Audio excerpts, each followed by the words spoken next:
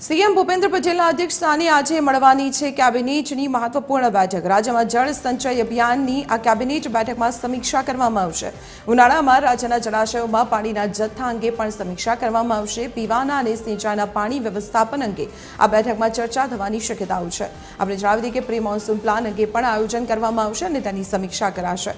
રાજ્યમાં ઈંધણના ઉપલબ્ધ જથ્થા અંગે પણ સમીક્ષા કરવામાં આવે તેવી શક્યતાઓ છે। ટેલિફોન લાइन पर जोड़ाया है हमारा एसोसिएट एडिटर सोनल अनरकर। सोनल, आज एक कैबिनेटની બેઠકનું આયોજન કરાયેલું છે, કયા મહત્વપૂર્ણ મુદ્દાઓ રહેશે?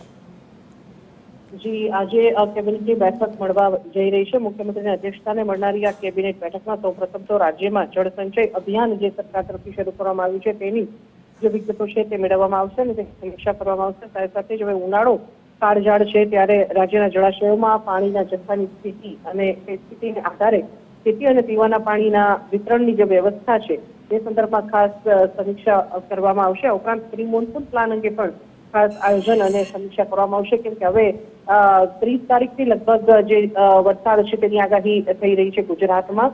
ત્યારે ત્યાં પ્રકારની કેચપીટ સાફ કરવાથી માંડી અને તમામ જે નીચાણવાળા વિસ્તારો છે ત્યાંથી ત્યાં પ્રકારની જે વધારે વરસાદમાં સમસ્યા ઉદ્ભવી શકે છે આ તમામ બાબતો પર પ્રી મોન્સૂન પ્લાનમાં ચર્ચા કરવામાં આવશે। અને ખાસ કરીને અત્યારે ઈરાન અમેરિકા યુદ્ધના કારણે જે પરિસ્થિતિ રાજ્યમાં થઈ રહી છે ઈંધણની દેશભરમાં આમ તો આ સમસ્યા છે પણ એવા સંજોગોમાં રાજ્યમાં ઈંધણનો જથ્થો એટલે કે પેટ્રોલ ડીઝલનો જથ્થો કેટલા પ્રમાણમાં ઉપલબ્ધ છે અને લોકોને કોઈ સમસ્યા ન નડે તે સંદર્ભમાં ખાસ બેઠકમાં જથ્થા અંગે સમીક્ષા કરવામાં આવશે। જી સોનલ, આભાર માહિતી આપવા બદલ। તો કેબિનેટની બેઠક મુખ્યપ્રધાનની અધ્યક્ષતામાં આજે મળવાની છે અને પ્રવર્તમાન અનેક મહત્વપૂર્ણ મુદ્દાઓ પર આ બેઠકમાં ચર્ચા કરવામાં આવશે।